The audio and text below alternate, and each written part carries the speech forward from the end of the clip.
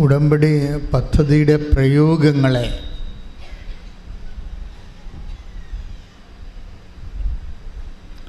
മറ്റു പ്രാർത്ഥനാ പദ്ധതി പ്രയോഗങ്ങളുമായിട്ട് ഏറ്റവും ശക്തമായ രീതിയിൽ വ്യത്യാസപ്പെടുത്തുന്നത്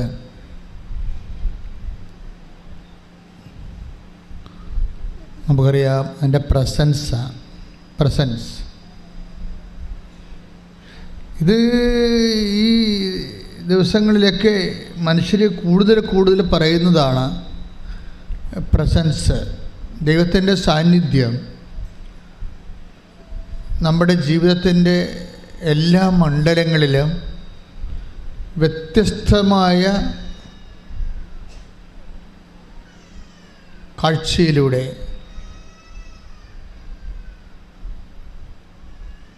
ദർശനത്തിലൂടെ, ഗന്ധത്തിലൂടെ, കേൾവിയിലൂടെ, ഇങ്ങനെ ഇന്ദ്രിയമായ രീതിയിൽ, ഇന്ദ്രിയ സ്പർശമായ രീതിയിൽ ദൈവത്തിൻ്റെ സാന്നിധ്യം മനുഷ്യരെ ഒത്തിരി പേര് എല്ലാ ആഴ്ചകളിലും എല്ലാ ദിവസങ്ങളും തന്നെ സാക്ഷ്യം പറയുന്നുണ്ട്. ഉടമ്പടി എടുത്തു കഴിയുമ്പോൾ ഉണ്ടാകുന്ന ഏറ്റവും വലിയ ദൈവാനുഭവങ്ങളൊന്നാണ് പ്രസൻസ്, സാന്നിധ്യം. അതുകൊണ്ട് തന്നെ നിങ്ങൾ ഉടമ്പടി എടുക്കുന്നവർ ഈ പ്രസൻസിനെ കുറിച്ച് നല്ല ബോധം ഉണ്ടാകണം. ഒന്നാമത്തെ കാര്യം പ്രസൻസ് ആൻഡ് പ്രോമിസ്. ഇത് നമുക്ക് കിട്ടുന്ന പ്രസൻസ് ഫീലിംഗ് ഇല്ലേ, ദൈവസാന്നിധ്യത്തിൻ്റെ ഫീലിംഗ്, അത് പ്രോമിസ്ഡ് ആണ്. അതായത് വാഗ്ദാനപ്രകാരമാണ്. ഉടമ്പടിയുടെ പാക്കേജിൽ ദൈവം പ്രോമിസ് ചെയ്തിട്ടുള്ളതാണ്. എല്ലാ സമയത്തും covenant and promise and presence ഒരുമിച്ച് പോകുന്ന സബ്ജക്റ്റാണ്. കവനൻ്റ് മീൻസ് ഉടമ്പടി, പ്രോമിസ് മീൻസ് വാഗ്ദാനം. അപ്പോൾ ഉടമ്പടിയുടെ വാഗ്ദാനങ്ങളിൽ എന്നോട് ചോദിച്ചാൽ ഏറ്റവും പ്രധാനപ്പെട്ട എന്താണെന്ന് ചോദിച്ചാൽ ഞാൻ പറയും പ്രസൻസ് ആണെന്ന് പറയും. പ്രസൻസ് ഓഫ് ഗോഡ് എന്ന് വെച്ച് കഴിഞ്ഞാൽ ദൈവത്തിൻ്റെ സാന്നിധ്യം. അത് നമ്മൾ പരീക്ഷ ഹാളിലായാലും കോടതിയിലായാലും അതുപോലെ തന്നെ നമ്മൾ ICUയിലായാലും വെന്റിലേറ്ററിലായാലും ഈ പ്രസൻസ് ഒക്കെയാണ്.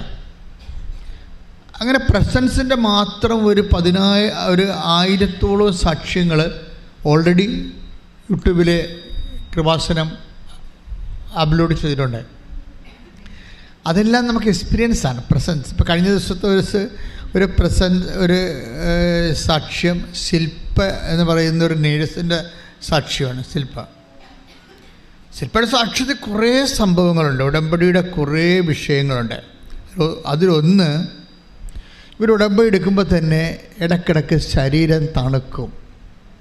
രോഗമല്ല, വല്ലാത്ത സുഖതമായ ഒരു തണുപ്പ് ഫീൽ ചെയ്യും. മുറിയിലായാലും നടക്കുമ്പോഴായാലും പണ്ടില്ലാഞ്ഞ രീതിയിൽ. അപ്പോൾ ദൈവത്തിൻ്റെ ഒരു പ്രസൻസാണ് അവർക്കത് ഫീൽ ചെയ്യുന്നത്, തണുപ്പായിട്ട്. ഈ പുകയും മഞ്ഞുകണങ്ങളും ഒക്കെ ബൈബിളിലെ പ്രസൻസിൻ്റെ അടയാളമാണ്. മഞ്ഞുകണങ്ങൾ, അതുപോലെ തന്നെ പുക, പരിശുദ്ധമായ പുക, അതെല്ലാം ഈ ബൈബിളിലെ പ്രസൻസിൻ്റെ ഫീലിംഗ്. മേഘങ്ങൾ, കൂടാരത്തിൻ്റെ വാതിക്കലെ മോശ പ്രാർത്ഥിക്കുമ്പോൾ കൂടാരം മേഘമായി നിറയും. ദൈവത്തിൻ്റെ സാന്നിധ്യം. Take the bed of God. ശ്രദ്ധിക്കട്ടെ. Take the bed of God. പുറപ്പാട് 33:9.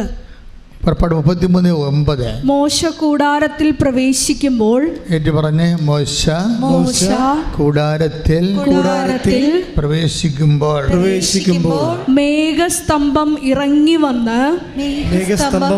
വന്ന് കൂടാരവാതിൽക്കൽ നിൽക്കും. ഇത്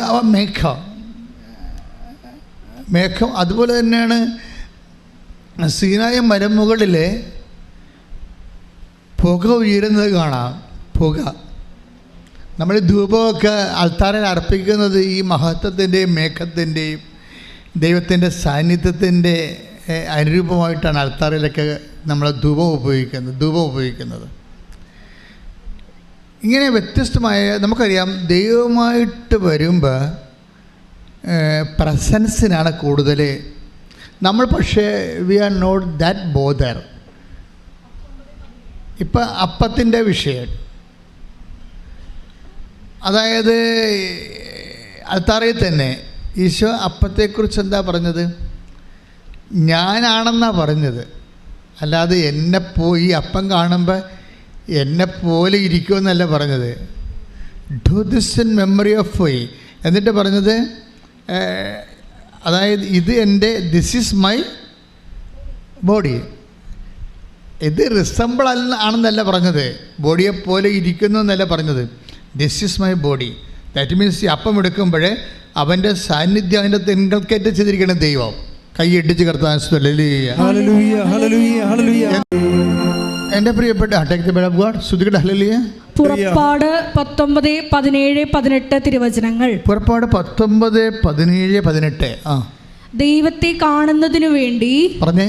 ദൈവത്തെ കാണുന്നതിന് വേണ്ടി മോശ ജനത്തെ പാളയത്തിന് പുറത്തു കൊണ്ടുവന്നു. അവർ മലയുടെ അടിവാരത്തിൽ നിലയുറപ്പിച്ചു. കർത്താവ് അഗ്നിയിൽ ഇറങ്ങി വന്നതിനാൽ സീനായ് മല മുഴുവൻ ധൂമാവൃതമായി. അതെ, ചൂളയിൽ നിന്നെന്ന പോലെ അവിടെ നിന്ന് പുക ഉയർന്നുകൊണ്ടിരുന്നു. മല ശക്തമായി ഇളകി വിറച്ചു. അതായത് മേഘം, പുക, മഞ്ഞ് ഇതെല്ലാം സാന്നിധ്യമാണ്. നമ്മളിതിനെക്കുറിച്ച് കൂടുതൽ ബോധവാന്മാരാണ്. ഇപ്പം ശില്പ പറഞ്ഞില്ലേ, എനിക്ക് തണുക്കണ പോലെ തോന്നിയെന്ന്. അപ്പോൾ ഇടയ്ക്കിടയ്ക്ക് ദൈവത്തിൻ്റെ തണുവ് ഇങ്ങനെ അനുഭവിച്ചുകൊണ്ടിരിക്കാം. ഓരോരുത്തർക്കും ഓരോ രീതികളാണ്. ചിലക്കിങ്ങനെ സുഗന്ധം വന്നുകൊണ്ടിരിക്കാം, ചിലക്ക് സ്വപ്നം കണ്ടുകൊണ്ടിരിക്കാം. ഇപ്പം ശില്പയുടെ തന്നെ സാക്ഷ്യത്തിൽ വേറൊരു സംഭവമുണ്ട്. അവളിങ്ങനെ പ്രാർത്ഥിക്കുമ്പോൾ കുരിശുരൂപം കുലുങ്ങും. ഭിത്തിയിൽ കിടന്ന കുരിശുരൂപം ഇങ്ങനെ വിറക്കും. അപ്പോൾ ശില്പ സന്നദ്ധം വിചാരിക്കും, കർത്താവേ പീഡനമാണല്ലേ എന്ന് ചോദിക്കും. പീഡനമാണല്ലേ, ഇനി വരാൻ പോണത് പീഡനം. അതെങ്ങനെ മെസ്സേജാണത്. ഇക്കാലത്തൊക്കെ മനുഷ്യൻ്റെ ദൈവാനുഭവങ്ങളെന്നൊക്കെ പറഞ്ഞത് സൂക്ഷ്മജീവികളെന്ന് ഞാൻ പറയണത് ബാക്ടീരിയയും അമീബയും അല്ല, ആധ്യാത്മികതയും സൂക്ഷ്മതയുള്ളവർ. നീ ദേവാലയത്തിലേക്ക് പ്രവേശിക്കുമ്പോൾ സുഭാഷിതം 5 പറയത്തില്ലേ, സൂക്ഷ്മതയുള്ളവനായിരിക്കണം. അത് ഉടമ്പടിയിലേക്ക് പ്രവേശിക്കുമ്പോഴും അങ്ങനെ തന്നെയാണ്, ഒരു സൂക്ഷ്മത വേണം. അല്ലാതെ വന്ന പോലെ ഉടമ്പ് എടുക്കാൻ വന്ന ആ മൈൻഡ് സെറ്റിൽ വരരുത്. ഉടമ്പ് എടുത്തിട്ട് പോകുമ്പോൾ പിന്നെ ഏത് സമയത്തും ദൈവത്തെ നിങ്ങൾക്ക് ഫീൽ ചെയ്യാൻ പറ്റും. ടേക്ക് ദ ബെഡ് ഓഫ് സുഭാഷിതം. ദേവാലയത്തിലേക്ക് പ്രവേശിക്കുമ്പോൾ ശ്രുതിക്കട്ടെ, ഹല്ലേലൂയ ഹല്ലേലൂയ ഹല്ലേലൂയ ഹല്ലേലൂയ. എൻ്റെ ജീവനായി തീരുന്ന സ്നേഹമേ, ആരാധന നിനക്കാരാധന. എൻ്റെ ജീവനായി തീരുന്ന സ്നേഹമേ, ആരാധന നിനക്കാരാധന. കൊണ്ട്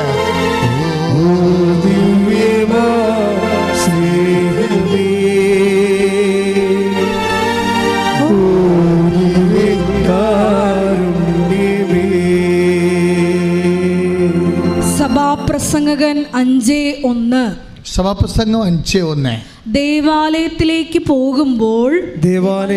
പോകുമ്പോൾ സൂക്ഷ്മതയുള്ളവനായിരിക്കുക. ശ്രദ്ധിച്ചു കേൾക്കാൻ അടുത്ത് ചെല്ലുന്നതാണ് വിഡ്ഢിയുടെ ബലിയർപ്പണത്തേക്കാൾ ഉത്തമം. അപ്പം സൂക്ഷ്മത ഉടമ്പടിയുടെ ഒരു വലിയ ക്വാളിറ്റിയാണ്.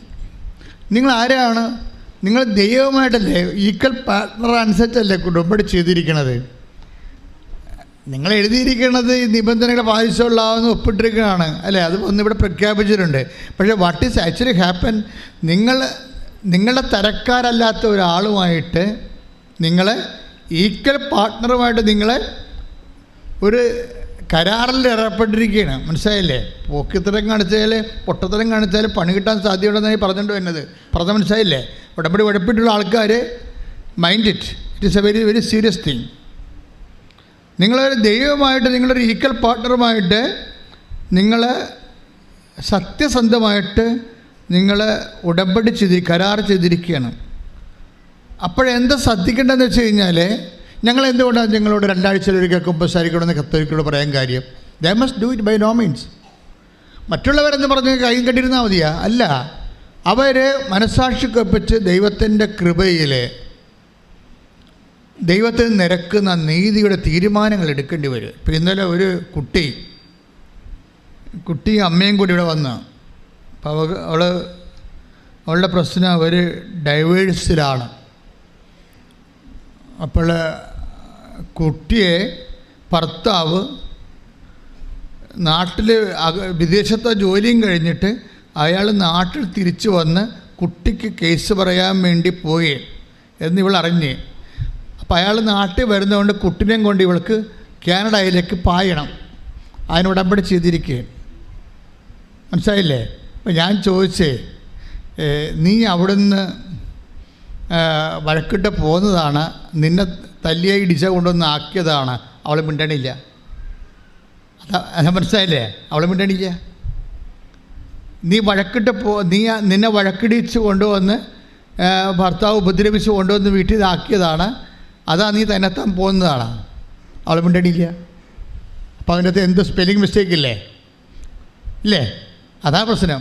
ചില പെണ്ണുങ്ങൾക്ക് പ്രസവിച്ച് നാട്ടുകാരെ കാണിച്ചിട്ട് അവർക്ക് ഭർത്താവിനെ ഉപേക്ഷിച്ചിട്ട് കാനഡയിൽ പോയാൽ മതി.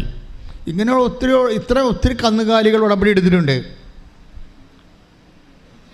ഇതൊന്നും ദൈവ നിശ്ചയമല്ല. നിങ്ങളെ വെളുക്കാൻ തേക്കണ പാണ്ടാക്കാൻ പോവുകയാണ്. നിങ്ങളെന്താ ചെയ്യേണ്ടത്? ദൈവത്തോട് മര്യാദക്ക്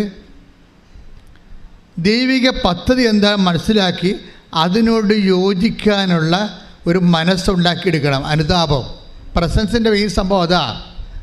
അല്ല നിങ്ങളീ പറഞ്ഞ പോലെ നിങ്ങളെ കാണിക്കുന്ന ഗോപ്രകാട്ടിത്തരങ്ങൾക്കെല്ലാം ദൈവം അവസാന പാടുമെന്നാണ് വിചാരിക്കണത്.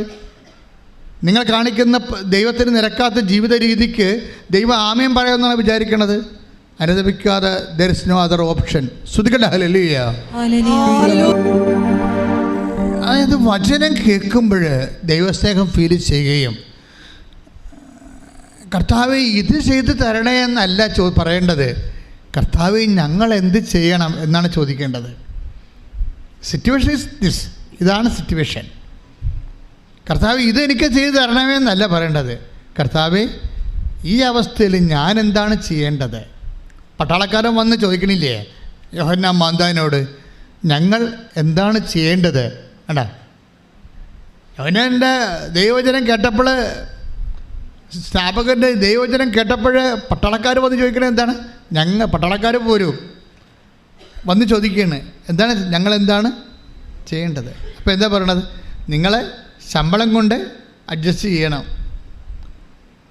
കിമ്പളമായിട്ട് മറ്റുള്ളവരെ കഴുത്തേക്ക് കയറി കഴുത്തിന് പിടിച്ച് കാശുണ്ടാക്കരുത്. അതാണ് സംഭവം. Take the bed of God. ശ്രുതിക്കട്ടെ ഹല്ലേലൂയ.